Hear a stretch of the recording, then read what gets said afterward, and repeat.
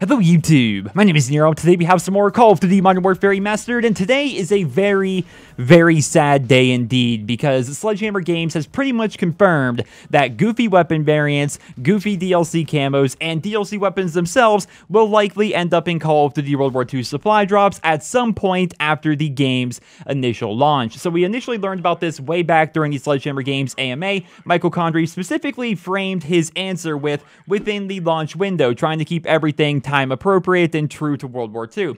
Well, GameInformer, as you guys know, has been working very closely with Activision and Sledgehammer Games covering Call of Duty World War II news and information, and during their podcast, which I'll have a link to that down there in the video description, they go on to describe how Sledgehammer Games kept framing all of their answers with within the launch window. In fact, check out the podcast for yourself. This is where you open your supply drops, so, you know, when you get your crates, which at least on launch are going to be cosmetic only. We don't know about after that. There was a lot of framing, like, you know, during the launch window, we were going to keep it cosmetic only. It's like, okay, I see where this is going. And also, there's expressions you can do. You can, like, sit down.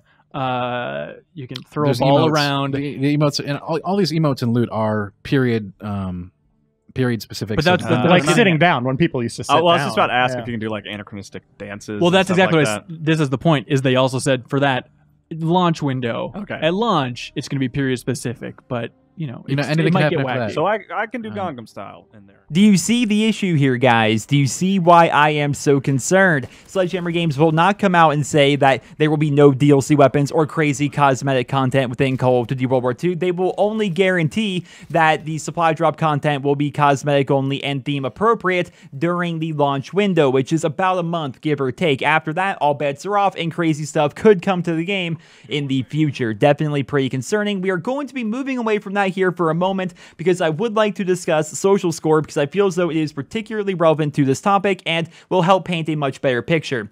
Michael Condrey told GameInformer that the ultimate goal with Call of Duty World War II is to make you care about your social score as much as you do your kill-death ratio. Social score will be given to you by interacting with other players or doing things within the headquarters, such as defending it from air raid attacks or completing daily and weekly missions, and the ultimate reward for having a high social score is getting better loot from supply drops. The quality of your supply drop loot is based off of your social score, and you will also be rewarded for opening your supply drops in front of your friends or watching your friends open supply drops, because if they get something great, you also get something cool for having been there when it happened. Now, I definitely think there is some harm to be done by encouraging players to watch others open supply drops, which is something that can be purchased for real money within the game. It's like, hello peasants, I'm now going to open up $200 worth of supply drops in front of you. Like, there's definitely some harm to be done there, I think, but you have to give it to Sledgehammer for taking the initiative on encouraging social interaction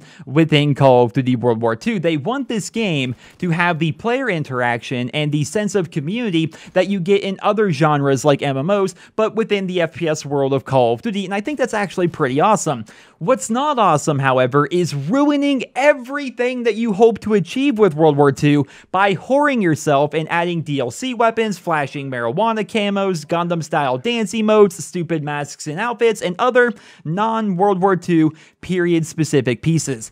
Call of Duty World War II has so much going for it right now with everything that they have announced, not to mention the fact that this is the first World War II themed Call of Duty game to release in about a decade, and a lot of people, and I mean a lot of people, are going to have their eyes on this release. Many old school fans who have left the series may be returning this year because World War II is going to take the series back to its roots, and the last thing that these people want to see is a bunch of DLC weapons that they will never actually get, locked behind supply drops, bright and flashy thematically inappropriate camos, goofy dance emotes and victory celebrations, and other additions that are not only an insult to the players themselves, but the medium, the setting, and the game series as a whole.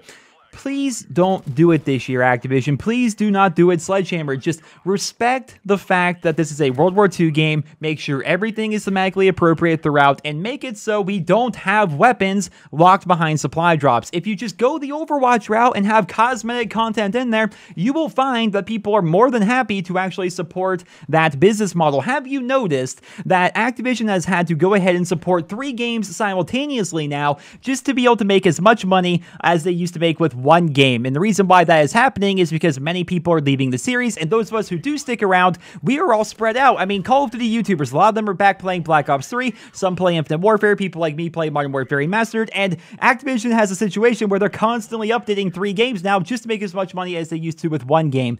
And while that is kind of cool that people have the choice to play whatever game they want, and the game that they are playing will typically have updates and actually feel alive, it would be cool to see the entire Call of Duty series backing one game again, like it used to be back in the day where hundreds of thousands of people would be online at any given time. That has not been true for Call of Duty for a very long time now, and I would like to see a return to form of the Call of Duty series. Call of Duty World War II in a lot of ways could be a big reset button for the Call of Duty series, but that will never happen if Activision does add supply drop weapons and goofy cosmetic content a couple of months after COD World War II actually comes out. Well, ladies and gentlemen, that is my rant for this video. It's not good news. How do you make bad news good? I have no idea, but what I can do is I can let you guys know about some of the really cool things about Call of Duty World War II that GameInformer also discussed on their podcast. So the 1v1 pit that we know is going to be part of the headquarters, well, it's actually going to be a lot more interesting than you may think. So when you enter the 1v1 pit, you and your opponent each can choose to ban one weapon, which is kind of nice. Also, there's going to be kind of like this